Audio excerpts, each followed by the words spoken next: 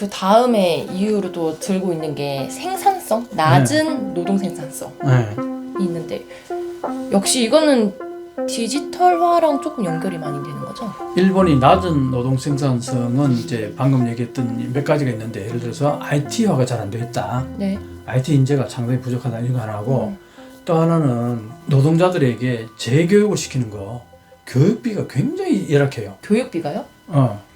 일본의 그 노동 생산성을 그래프로 한번 볼까요? 주요 선진 7개국 취업자 1인당 노동 생산성 순위의 변천을 이렇게 보면요. 과거에 일본이 이 버블 경제 때 엄청났잖아요. 그때가 언제입니까? 이 80년대, 90년대쯤이잖아요. 네. 요게 버블 때라고 보면 돼요. 요게. 완전 정점을 찍어. 정점을 찍었는데, 이 정점을 찍었을 때도 한번 보세요. 최하위죠. 미국, 독일, 캐나다, 이탈리아, 프랑스, 영국, 일본 이 나라들 중에서는 최하위예요, 거의. 왜 이렇게 낮죠? 그때도? 그러니까 노동 생산성이 그때는 엄청났을 걸로 다들 생각하는데, 네. 이 통계치를 보면요, 이렇게 달라요. 이게 미국이고, 그 다음에 독일이 어디입니까? 독일이 자선, 캐나다가 뭐 네, 요 색깔. 이 색깔이고, 네. 이탈리아가 이 색깔이고, 네. 이탈리아가 꽤 높네요, 생산성이. 근데 많이 낮아졌네. 지금은 많이 낮아졌죠. 지금도 이탈리아도 많이 낮아지고, 일본이 한번 보세요. 그러니까 뭘 말하냐면은 G7에서 일본의 그 노동 생산은 거의 최하위였어요. 지금까지 한 번도 높았던 적이 이때 잠깐.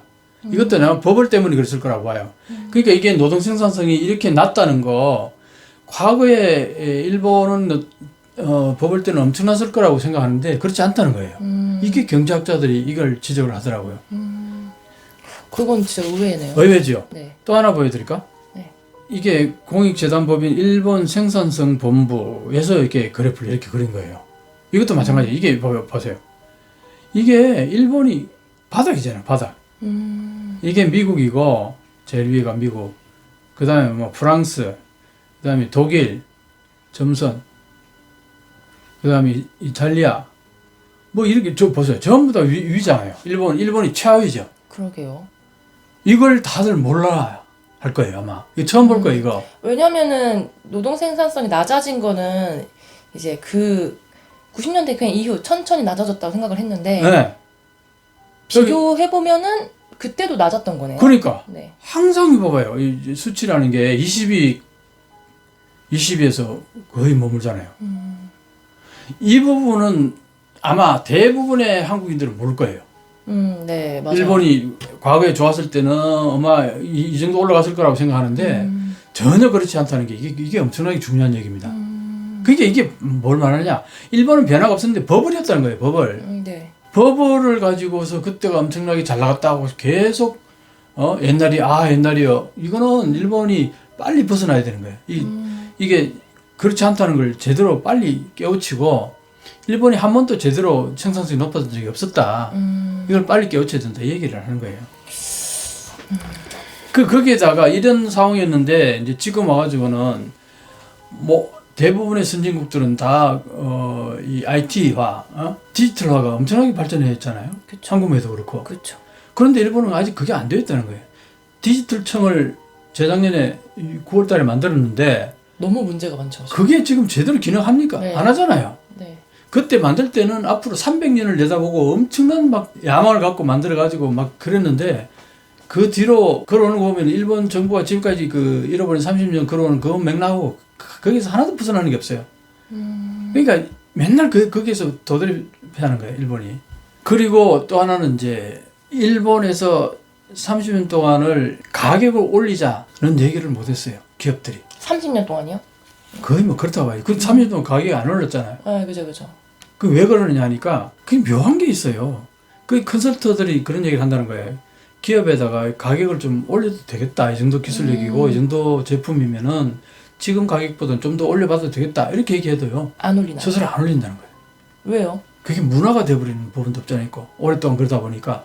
또 하나는 이제 내가 먼저 올렸을 때 고객들이 돌아서 버리면은 두 번 다시 안 찾는다는 거예요. 와, 일본에 그런 문화가 있어요, 보니까. 하여튼 그래서 기업들이 가격을 올렸을 때 고객들이 찬눈으로 바라봤을 때 그 뒤에 그 뒷감당이 두려운 거예요.